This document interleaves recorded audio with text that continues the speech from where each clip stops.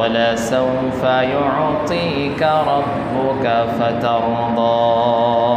হে নবী, আল্লাহ পাক আপনাকে এমন নিয়ামত দান করবেন যেই নিয়ামত পেয়ে আপনি খুশি হয়ে যাবেন। এই আয়াতের ব্যাখ্যায় ইমাম জালালউদ্দিন সুয়ুতী রহমতুল্লাহ আলাই তার তাফসির গ্রন্থে উল্লেখ করেছেন। তাফসির জালালাইনে এসেছে, ওয়ালাসাউফা ইউতিকা রব্বুকা আই ফিল আখিরাতি মিনাল খায়রাতি আতাআন জাজিলান। আল্লাহ পাক বলেছেন যে আখেরাতে আপনাকে এমন কল্যাণ আমি দান করব, এমন নেয়ামত আমি দান করব, যেই কল্যাণ এবং নেয়ামত পেয়ে আপনি সন্তুষ্ট হয়ে যাবেন।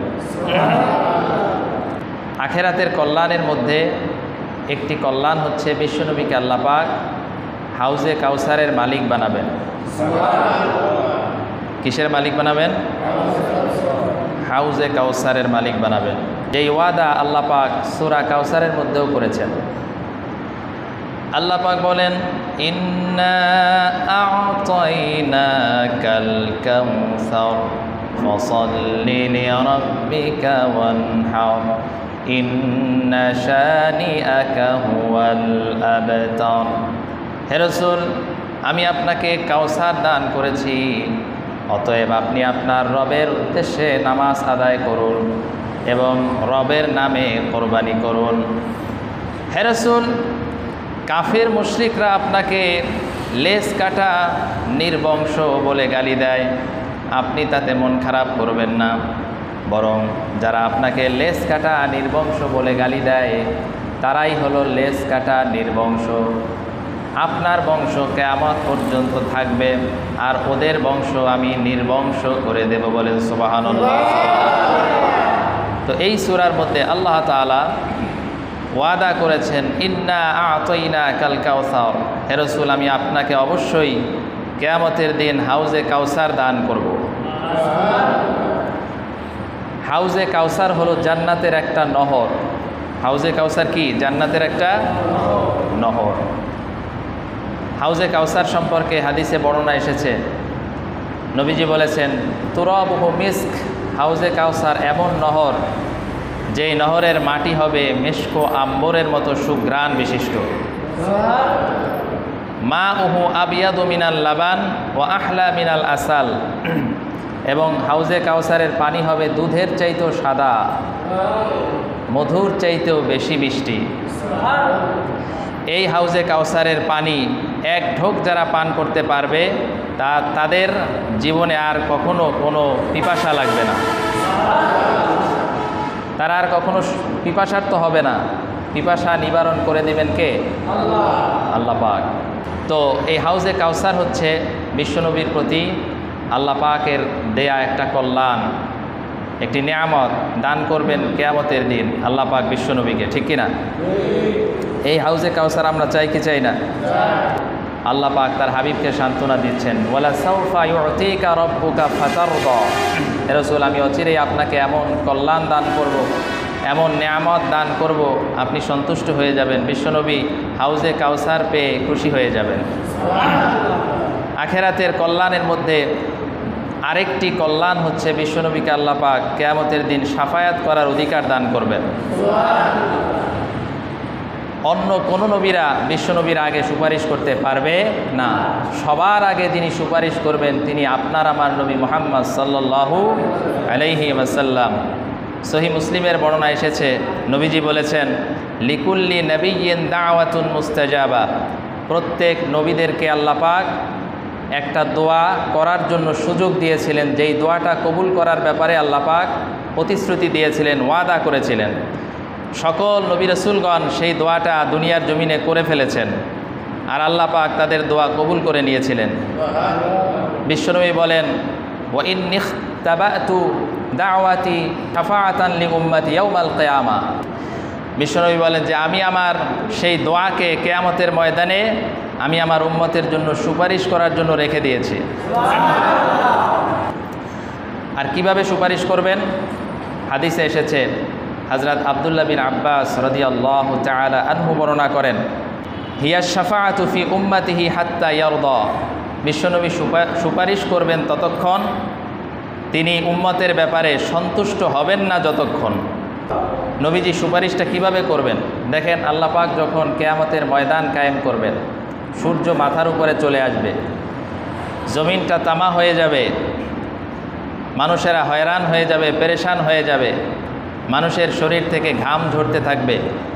কারো ঘাম হবে হাঁটু পর্যন্ত, কারো মাজা পর্যন্ত, কারো বুক পর্যন্ত, কারো গলা পর্যন্ত, কেউ বা আবার ঘামের ভিতরে সাঁতরাতে থাকবে।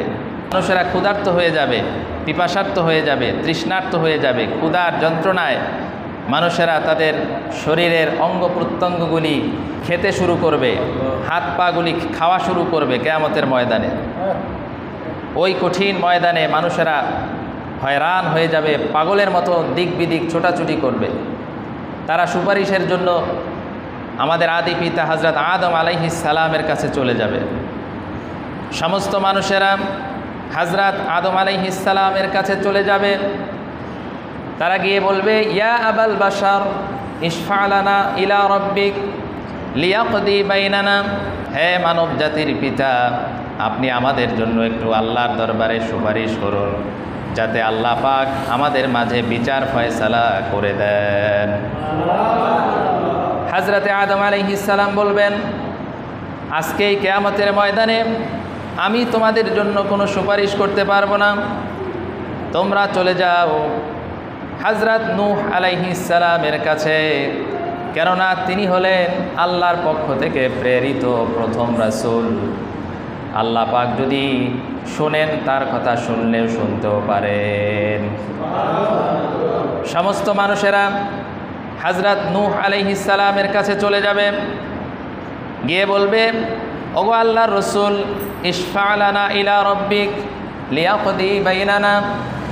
হে আল্লাহর রাসূল, আপনি আমাদের জন্য আল্লাহ পাকের দরবারে একটু সুপারিশ করুন, আল্লাহ যেন আমাদের মাঝে বিচার ফয়সালা করে দেয়।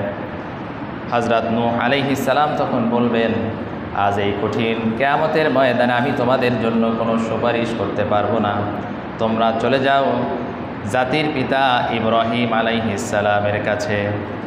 কেননা আল্লাহ পাক তাকে খলিল হিসাবে গ্রহণ করেছেন। আল্লাহ পাক ইচ্ছে করলে তার খলিলের কথা শুনলেও শুনতে পারেন। সমস্ত মানুষেরা চলে আসবে ইব্রাহিম আলাইহিস সালামের কাছে, এসে বলবে, ও আল্লাহর খলিল, আপনি আমাদের জন্য একটু সুপারিশ করুন, ইশফা লানা ইলা রাব্বিক লিয়াকদি বাইনানা। আল্লাহ যেন আমাদের মাঝে বিচার ফয়সালা করে দেন। হযরত ইব্রাহিম আলাইহিস সালাম তখন বলবেন, আজ এই কঠিন কিয়ামতের ময়দানে আমি তোমাদের জন্য কোনো সুপারিশ করতে পারবো না, তোমরা চলে যাও মূসা কালিমুল্লাহর কাছে, কেননা আল্লাহ পাক তার সাথে তুর পর্বতে কথা বলেছেন। আল্লাহ যদি ইচ্ছে করেন মূসা নবীর কথা শুনলেও শুনতে পারে। সুবহানাল্লাহ। সমস্ত মানুষেরা চলে আসবে মূসা নবীর কাছে, এসে বলবে, ওগো আল্লাহর পয়গাম্বার, ইশফা লানা ইলা রাব্বিক লিয়াকদি বাইনানা। আপনি আপনার রবের কাছে আমাদের জন্য একটু সুপারিশ করুন, আল্লাহ পাক যেন আমাদের মাঝে বিচার ফয়সালা করে দেন। হযরত মূসা আলাইহিস সালাম তখন বলবেন, আজ এই কঠিন কিয়ামতের ময়দানে তোমাদের জন্য আমি কোনো সুপারিশ করতে পারবো না, তোমরা চলে যাও ঈসা রুহুল্লাহর কাছে। সব মানুষেরা ঈসা নবীর কাছে চলে আসবে, এসে বলবে, ওগো আল্লাহর নবী, ওগো আল্লাহর রাসূল, ইশফা লানা ইলা রাব্বিক লিয়াকদি বাইনানা। আমাদের জন্য আপনার রবের কাছে একটু সুপারিশ করুন, যাতে আল্লাহ পাক আমাদের মাঝে বিচার ফয়সালা করে দেন। তখন হযরত ঈসা আলাইহিস সালাম বলবেন, আজ এই কঠিন কিয়ামতের ময়দানে আমি তোমাদের জন্য কোনো সুপারিশ করতে পারবো না। আজকে কেবল সুপারিশ করতে পারবেন তিনি হচ্ছেন বিশ্বনবী জনাবে মুহাম্মদুর রাসূলুল্লাহ সাল্লাল্লাহু আলাইহি ওয়াসাল্লাম। সব মানুষ চলে আসবে নবীজির কাছে। নবীজি তখন বলবেন, আমি তোমাদের জন্য সুপারিশ করব, আল্লাহর দরবারে দোয়া করব, তোমরা আমার সাথে চলো। আল্লাহর হাবিব নূর নবী মুহাম্মদ সাল্লাল্লাহু আলাইহি ওয়াসাল্লাম তখন তার উম্মতদেরকে নিয়ে জান্নাতুল ফেরদাউসের গেটের দিকে চলে যাবেন। গিয়া দরজায় নক করা হবে, ভিতর থেকে প্রশ্ন করা হবে, কে এসেছে? নবীজি তখন বলবেন, আমি মুহাম্মদ সাল্লাল্লাহু আলাইহি ওয়াসাল্লাম এসেছি আর আমার উম্মতেরা এসেছে। এরপরে নবীজির কণ্ঠের আওয়াজ শুনে ফেরেশতারা জান্নাতের গেটটা খুলে দিবেন। সঙ্গে সঙ্গে নবীজি সেই জান্নাতের গেট দিয়া প্রবেশ করবেন। জান্নাতের দরজায় প্রবেশ করে নবীজি সেজদায় পড়ে আল্লাহ পাকের প্রশংসা করা শুরু করবেন। এমন প্রশংসা শুরু করবেন এই পৃথিবীতে কিয়ামত পর্যন্ত যেই প্রশংসা কেউ করতে পারবে না। আল্লাহ পাকের প্রশংসা যখন করবেন, আল্লাহ পাক অনেক সময় পরে ঘোষণা দিবেন, হাবিব ইরফা রাসাক, আপনি আপনার মাথা উঠান। ওয়াকুল তুসমা, হে রাসূল আপনি বলেন, আজ আপনার সব কথা শোনা হবে। ওয়াসাল তু'তা, আর আপনি আমার কাছে চান, আপনি যা চাইবেন তা আমি আজকে মঞ্জুর করব। শুধু তাই নয়, ওয়াশফা তুশাফা, আপনি আজকে আপনার যেই উম্মতের জন্য সুপারিশ করবেন, যাদের অন্তরের ভিতরে ঈমান আছে, আপনার এই রকম যেই উম্মতের জন্য আপনি সুপারিশ করবেন, আপনার সুপারিশকে আমি আল্লাহ আজকে কবুল করে নেব। হাদিসের মধ্যে এসেছে, বুখারী ও মুসলিমের হাদিস, নবীজিকে আল্লাহ পাক প্রশ্ন করবেন, হে রাসূল, আজ এই কিয়ামতের ময়দানে আপনাকে সুপারিশ করার অনুমতি প্রদান করা হলো, আপনি কি তাতে খুশি হয়েছেন? সুবহানাল্লাহ। নবীজি তখন বলবেন, লা আরদা ওয়া ওয়াহিদুম মিন উম্মতি ফিন্নার, রব্বুল আলামিন আমার একজন গুনাহগার উম্মত যতক্ষণ পর্যন্ত জাহান্নামে জ্বলবে ততক্ষণ পর্যন্ত আমি রাসূল রাজি ও খুশি হব না। আল্লাহ পাক তখন বলবেন, হাবিব আমার আপনি সুপারিশ করা শুরু করেন। নবীজি তখন যাদের অন্তরের ভিতরে এক জাররা পরিমাণ ঈমানও থাকবে, একটা সরিষার দানা পরিমাণ ঈমানও যাদের অন্তরের ভিতরে থাকবে, আল্লাহর হাবিব নবীজি মুহাম্মদ সাল্লাল্লাহু আলাইহি ওয়াসাল্লাম তার ওই সমস্ত উম্মতদেরকে শাফায়াত করে করে জাহান্নাম থেকে বের করে জান্নাতের ভিতরে ঢুকায়া দিবে। এরপরে আল্লাহ পাক তার হাবিবকে জিজ্ঞাসা করবেন, হে মুহাম্মদ সাল্লাল্লাহু আলাইহি ওয়াসাল্লাম, এখন আপনি সন্তুষ্ট হয়েছেন নাকি, খুশি হয়েছেন নাকি? আল্লাহর হাবিব নূর নবী মুহাম্মদ সাল্লাল্লাহু আলাইহি ওয়াসাল্লাম তখন বলবেন, ইয়া রব রাদিতু, আল্লাহ আমার সব উম্মত যেহেতু জাহান্নাম থেকে বের হয়ে গেছে, জান্নাতে চলে গেছে, সুতরাং আমি রাসূল তোমার উপরে আমি রাজি ও খুশি হয়ে গেলাম। এইভাবে করে আল্লাহ পাক তার হাবিবকে খুশি করবেন কিয়ামতের ময়দানে, শাফায়াতের অথরিটি দান করে। সুবহানাল্লাহ।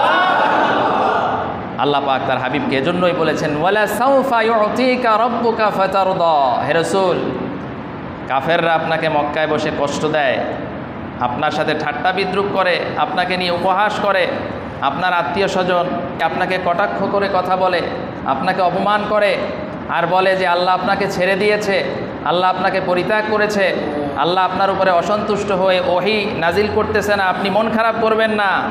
ওয়ালা সাউফা ইউতিকা রাব্বুকা ফাতারদা, হে রাসূল অচিরেই আপনাকে এমন নেয়ামত দান করব, এমন কল্যাণ দান করব, আপনি খুশি হয়ে যাবেন। বিশ্বনবী কিয়ামতের ময়দানে খুশি হবেন কি না?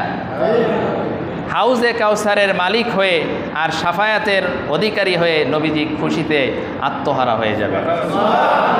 খুশি করবেন কে? নবীজির সাথে কে আছেন? দুনিয়ায় কে ছিলেন? আখেরাতেও কে থাকবেন? কাফের মুশরিকদের সব ষড়যন্ত্রকে আল্লাহ পাক এই আয়াতের মাধ্যমে, এই সূরার মাধ্যমে নস্যাৎ করে দিয়া বিশ্বনবীকে এভাবে করে তিনটা সান্ত্বনা দিয়ে আল্লাহ রসুলের মন ভালো করে দিলেন।